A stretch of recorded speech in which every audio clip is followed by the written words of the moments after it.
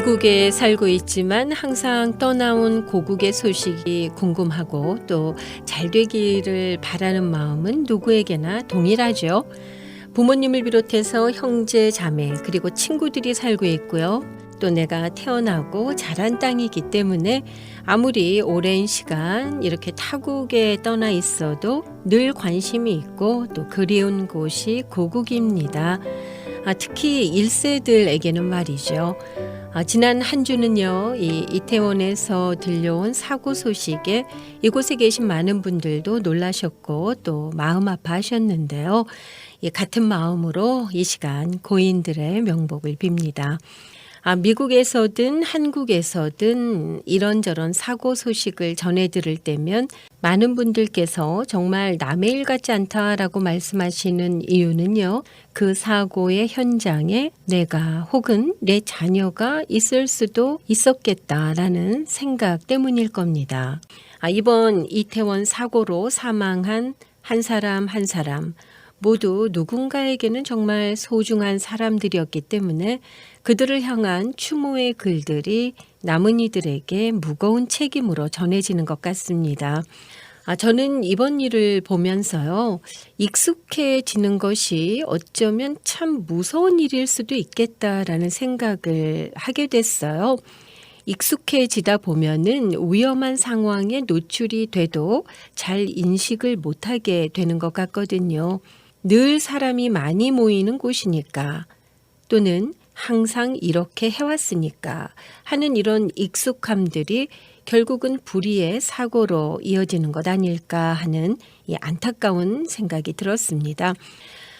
그럼에도 불구하고 언제든 보이지 않는 곳에서 또 어려움을 당한 이들을 보듬어주고 일으켜 세워주고 내일처럼 여기는 이름 없는 고마운 손길들이 너무나 많이 있다는 것이 이 무엇보다도 지금은 서로에게 큰 위로와 또 힘이 되는 것 같습니다. 자, 먼저 찬양 한 곡 듣고 가겠습니다. 박종호가 노래합니다. 누군가 널 위하여 기도하네.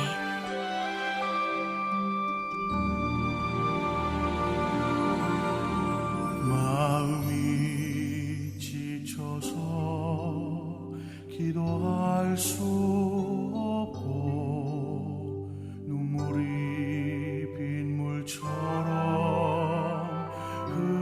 흘러내릴 때 주님은 우리 연약함을 아시고 사랑으로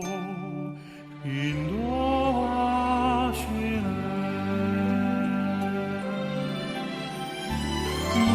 누군가 널 위하여 누군가 기도하네. 내가 홀로 외로워서 마음이 무너질 때 누군가 널 위해 기도하네.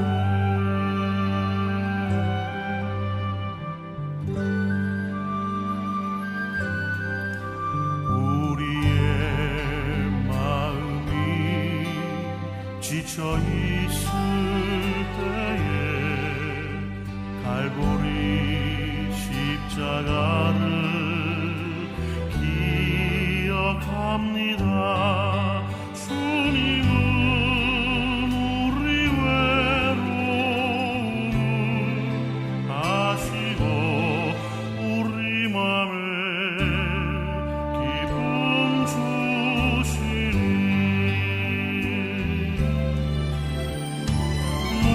누군가 널 위하여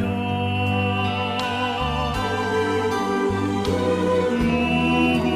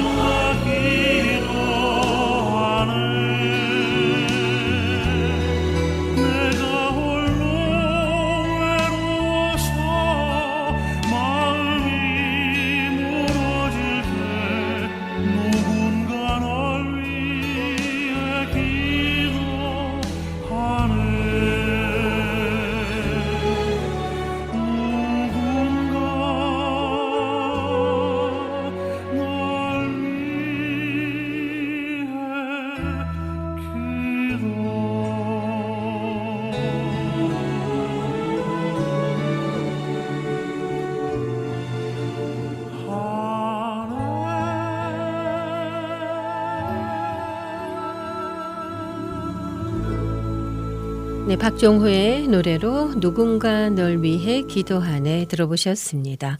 한국에 있는 지구촌교회 원로 목사이신 이동원 목사님께서 작년에 아들아 See You in Heaven 이라는 책을 펴내셨습니다. 사랑하는 둘째 아들을 대장암으로 먼저 떠나 보낸 후에 이 아들의 빈자리를 보면서 써내려간 글들인데요. 사랑하는 이를 먼저 천국으로 보낸 모든 이들을 향한 목사님의 연가라고 소개되어지고 있는 책입니다. 이 목사님은 사랑하는 아들을 먼저 떠나보내면서 아버지로서 또 목사로서 진솔한 고백을 하고 계시더군요. 이 모든 운동을 특히나 좋아했고 또 잘했기 때문에 건강에 대해서는 그동안 한 번도 의심조차 해본 적이 없었던 아들이 이 몸에 이상을 느껴서 병원을 찾았을 때는 이미 대장암 4기였다고 하네요. 그 후 여러 치료에도 불구하고 8개월 만에 소천하게 된 아들의 투병을 지켜보면서 목사님이 드렸던 기도, 슬픔, 또 이후에 깨닫게 된 것들을 말씀하고 계신데요. 이 모든 내용 하나하나가 참 많이 마음에 와닿았습니다. 목사님께서도 처음에는 당연히 기적이 일어나게 해달라고 기도하셨고 또 기적이 일어날 것으로 믿어 의심치 않으셨다고 하시더군요. 자신이 목사인데 아들이 치유되면 가는 곳마다 설교 시에 간증을 하면서 하나님을 증거할 수 있지 않을까 생각하셨다고 해요. 당연히 그러시겠죠. 그러나 그럼에도 불구하고 나날이 나빠지는 아들의 모습을 보면서 문득 만약에 아들이 지금 하나님 앞에 가게 된다면 과연 아들은 하나님 앞에 설 준비가 돼 있을까 하는 생각이 들었다고 하세요. 그래서 아들에게 조심스럽게 전화를 통해서 물었다고 합니다. 잠시 침묵이 흘렀지만 이내 아빠 너무 염려하지 마세요. 지금은 주님만 바라봅니다. 이 마음을 품고 나니 너무나 편안하고 자유합니다. 라고 답했다고 합니다. 이후에 아들이 소천을 했고 또 큰 슬픔 속에서 말씀을 보면서 기도하고 계시는데 당시 읽으신 말씀이요. 데살로니가전서 5장 16절에서 18절 말씀이었다고 합니다. 여러분도 아시죠? 데살로니가 말씀 항상 기뻐하라 쉬지 말고 기도하라 범사에 감사하라 이는 그리스도 예수 안에서 너희를 향하신 하나님의 뜻이니라. 자, 이러한 말씀을 읽고 목사님 생각하셨대요.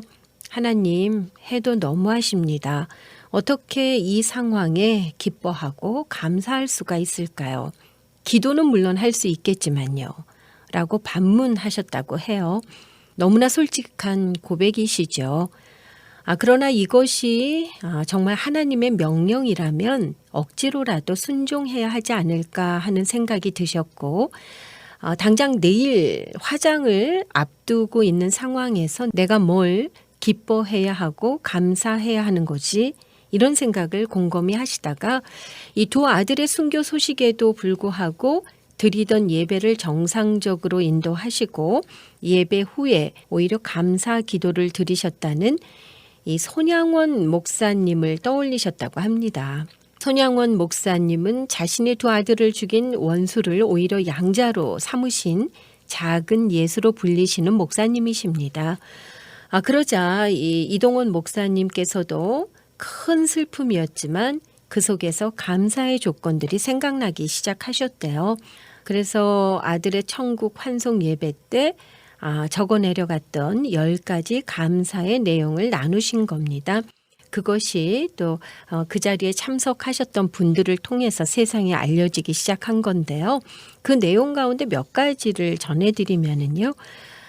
첫째, 아들이 그 지독한 암의 통증에서 해방돼서 감사합니다. 영광의 나라 천국에 입성해서 감사합니다. 그동안 유머가 많았던 아들을 인해 누린 기쁨을 인해 감사합니다. 아들의 암 투병을 통해 수많은 암 환자의 고통과 연대하게 된 것을 감사합니다. 또한 자식을 먼저 떠나보낸 수많은 부모들의 고통과 연대하게 돼서 감사합니다. 아들이 간 천국을 더 가까이 소망하게 되어 감사합니다.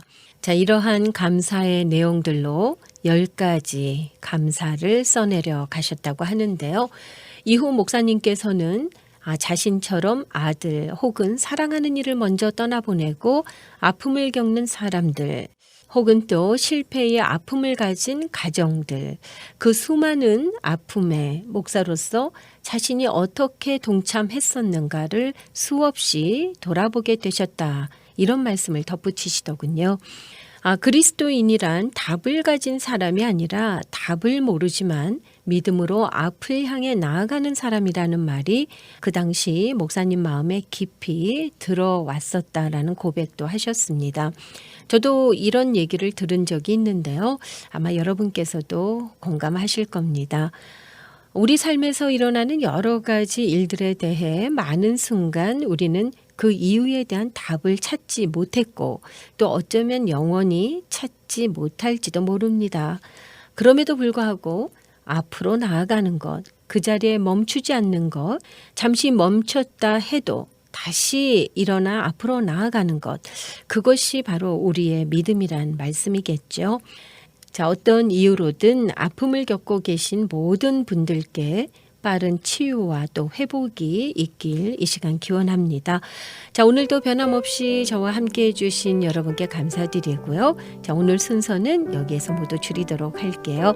다음 주 월요일 이 시간에 다시 찾아오겠습니다. 안녕히 계십시오.